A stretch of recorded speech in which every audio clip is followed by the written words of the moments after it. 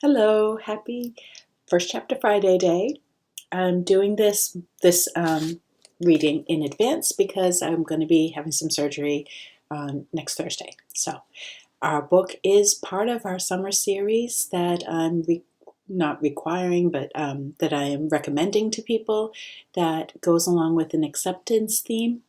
And it is A Monster Calls. And it is by Patrick Ness, inspired by a thought or a storyline given to him by Siobhan Dowd.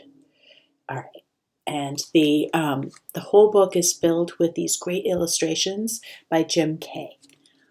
Very good. The book begins with the preface.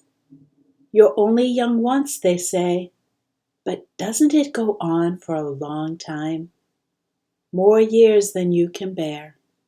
Hilary Mantel, An Experiment in Love. All right, so I'm just going to show you what this opening looks like. And then the rest will be, as I read, okay? A monster calls.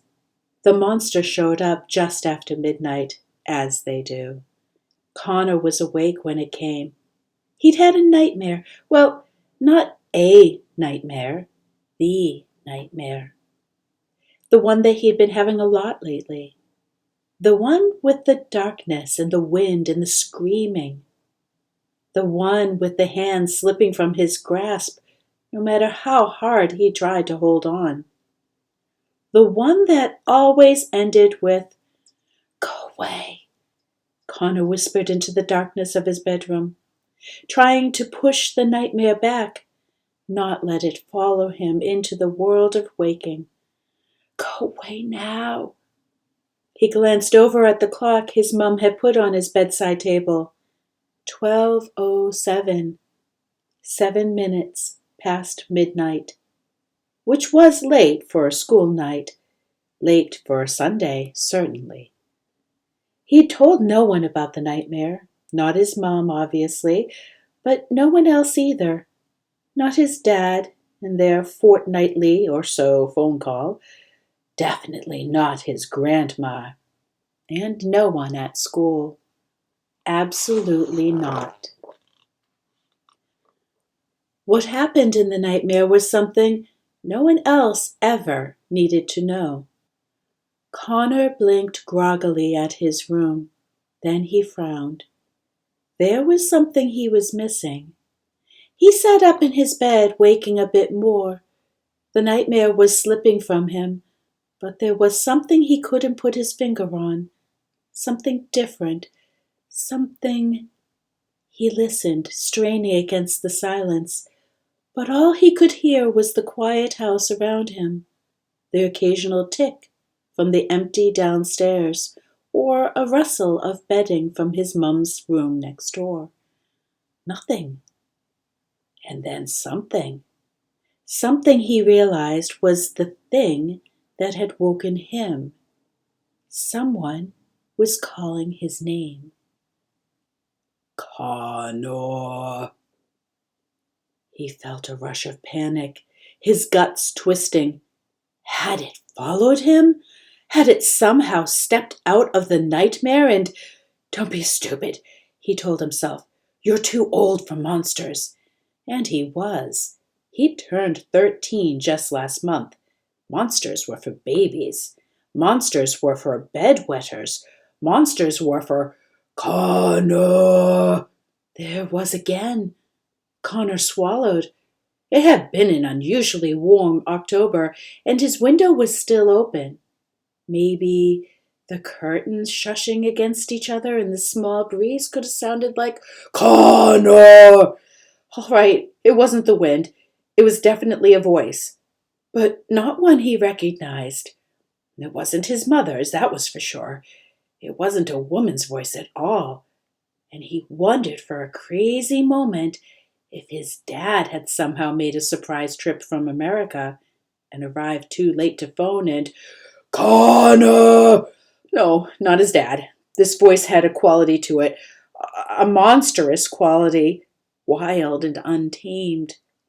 And then he heard a heavy creak of wood outside. as if something gigantic were stepping across a timber floor. He didn't want to go and look, but at the same time, a part of him wanted to look more than anything. Wide awake now, he pushed back the covers, got out of bed, and went over to the window. In the pale half-light of the moon, he could clearly see the church tower up on the small hill behind his house, the one with the train tracks curving beside it, 2 hard steel lines glowing dully in the night.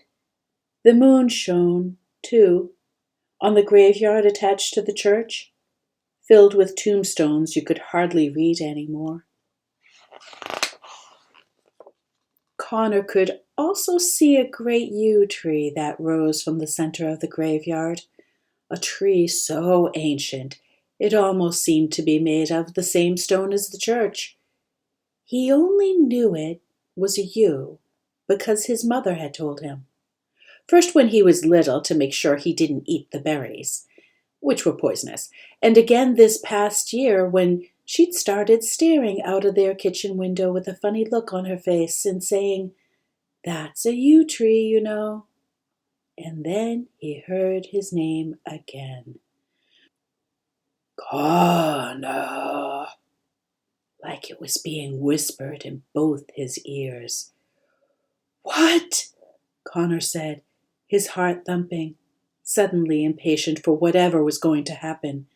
A cloud moved in front of the moon, covering the whole landscape in darkness, and a whoosh of wind rushed down the hill and into his room, billowing the curtains. He heard the creaking and cracking of wood again, groaning like a living thing, like a hungry stomach of the world growling for a meal. Then the cloud passed, and the moon shone again on the yew tree, which now stood firmly in the middle of his backyard.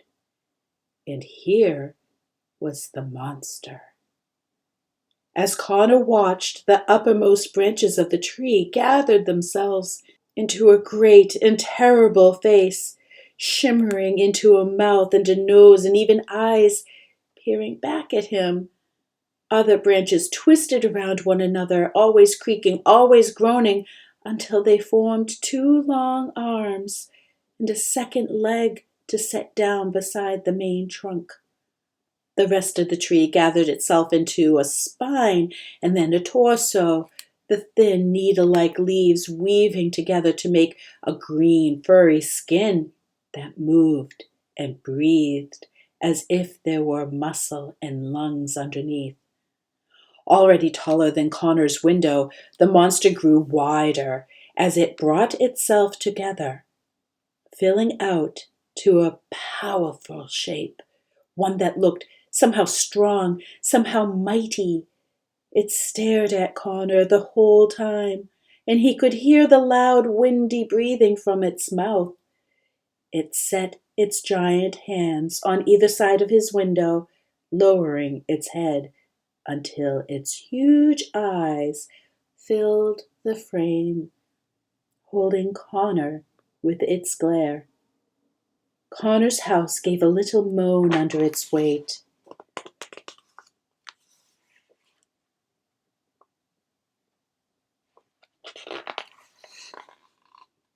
And then the monster spoke. "Conor O'Malley," it said, a huge gust of warm, compost-smelling breath rushing through Conor's window, blowing his hair back.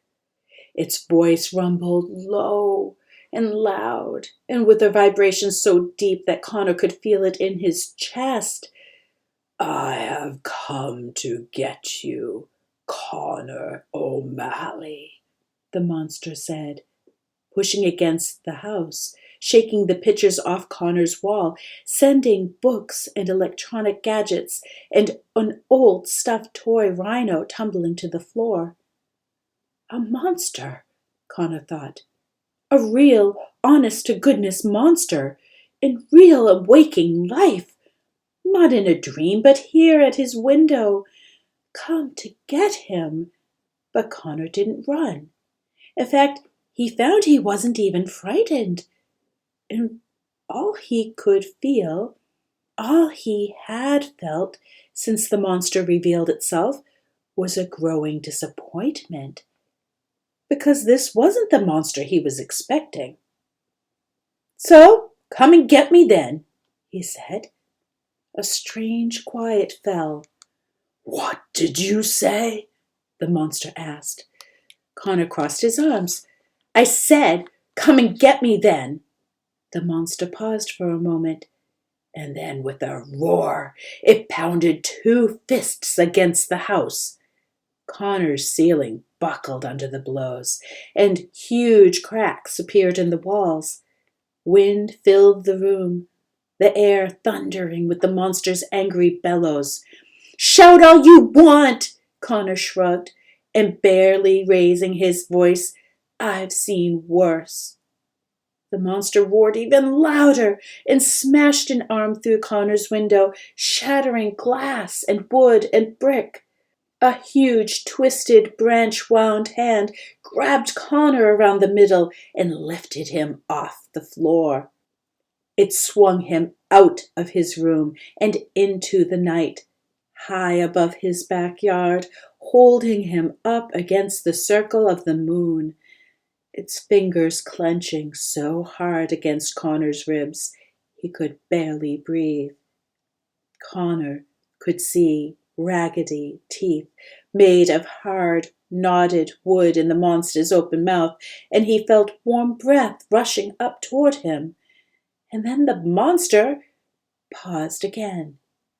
"You really aren't afraid, are you?" "No," Conor said. "Not of you, anyway." The monster narrowed its eyes.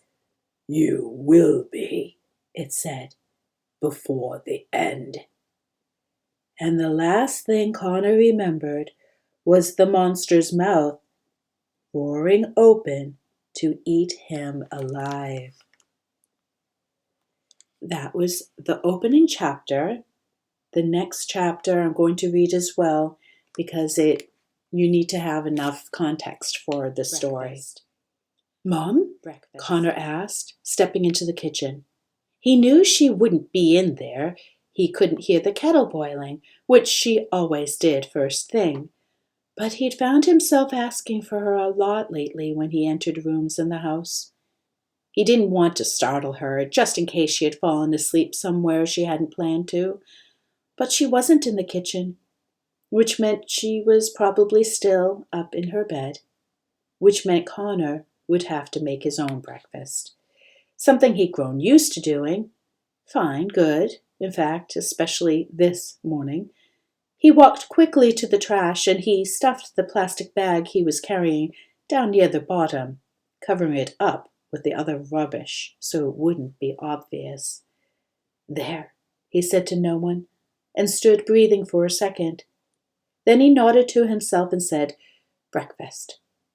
Some bread in the toaster, some cereal in a bowl, some juice in a glass," and he was ready to go, sitting down at the little table in the kitchen to eat. His mum had her own bread and cereal, which she had bought at a health food shop in town, and which Conor thankfully didn't have to share. It tasted as unhappy as it looked. He looked up at the clock. 25 minutes before he had to leave. He was already in his school uniform, his rucksack packed for the day, and waiting by the front door. All things he had done for himself. He sat with his back to the kitchen window, the one over the sink that looked out onto their small backyard, across the train tracks and up to the church with its graveyard and its yew tree. Conor took another bite of his cereal. His chewing was the only sound in the whole house. It had been a dream. What else could it have been? When he'd opened his eyes this morning, the first thing that he looked out at was his window. It had been there, still there, of course. No damage at all. No gaping hole in the yard. Of course it had. Only a baby would have thought it really happened. Only a baby would believe that a tree, seriously, a tree, had walked down the hill and attacked his house. He laughed a little at the thought, how stupid it all was, and he stepped out of bed, to the sound of crunch beneath his feet. Every inch of his bedroom was covered in short, spiky yew tree leaves.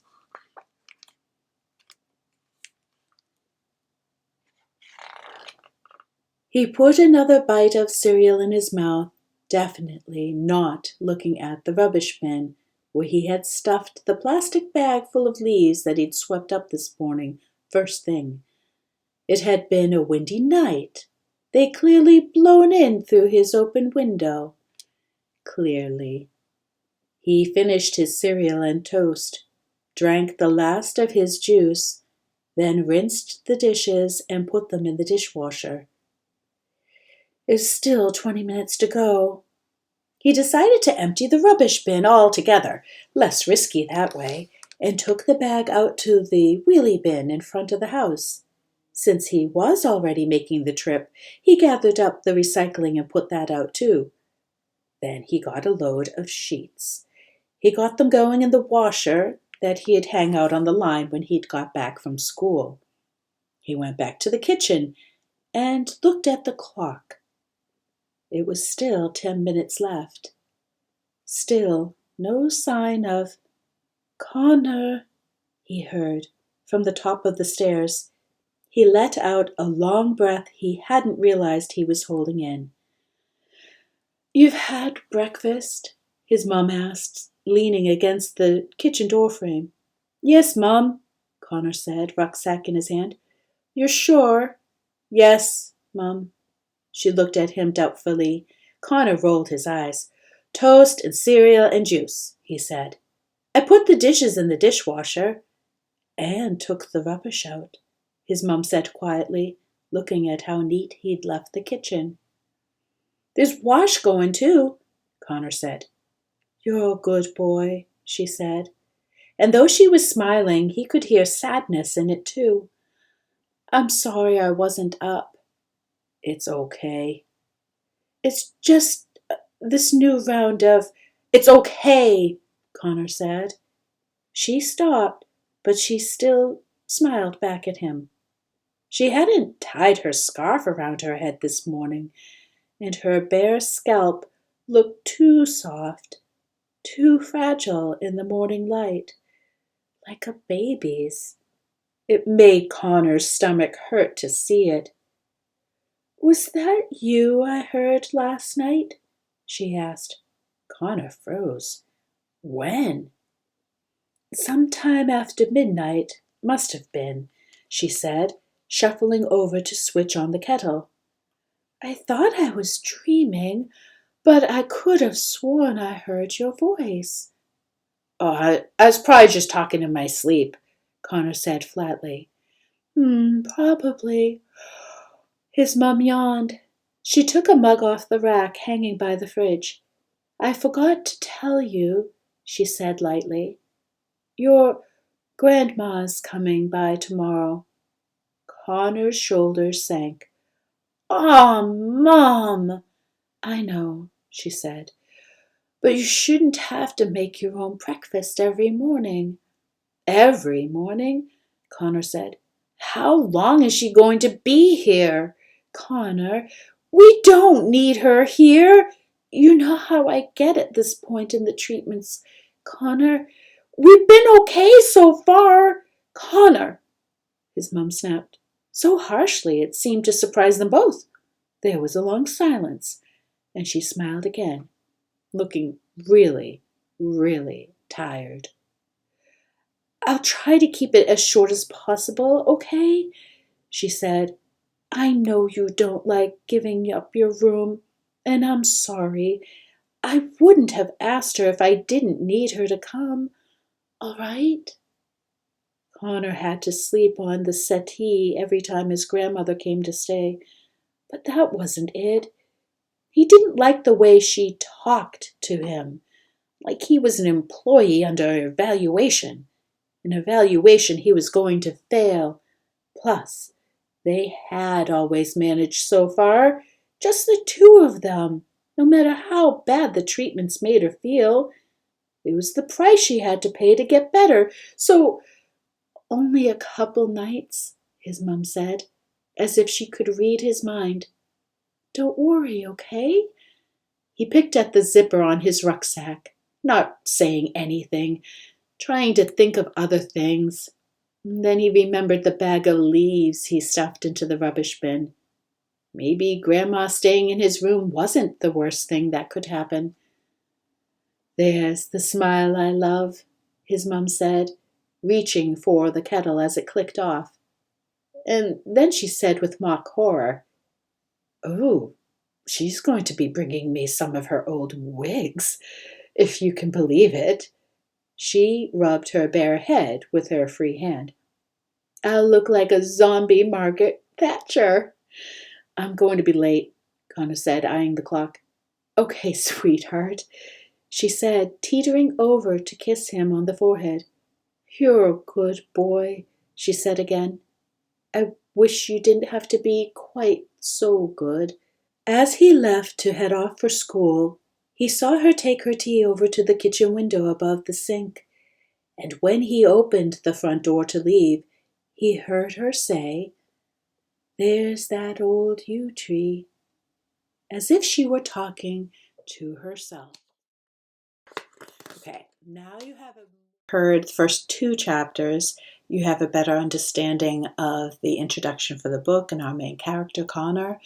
And I just wanted to point out the themes of acceptance include problems at school where there's bullying, there's problems in relationships with family members, and there's other types of need for acceptance, which you will uncover as you read the book. So please do finish this book. It does have it's a combination of genres where it's a thriller, it is horror, it's realistic, and I just thought it was amazing. And it was turned into a movie, so I guess a lot of people thought it was amazing too. So please promise me not to watch the movie before you read the book. And I will see you next week, or you'll see me next week after my surgery. Hopefully everything goes well. All right, take care. Happy week.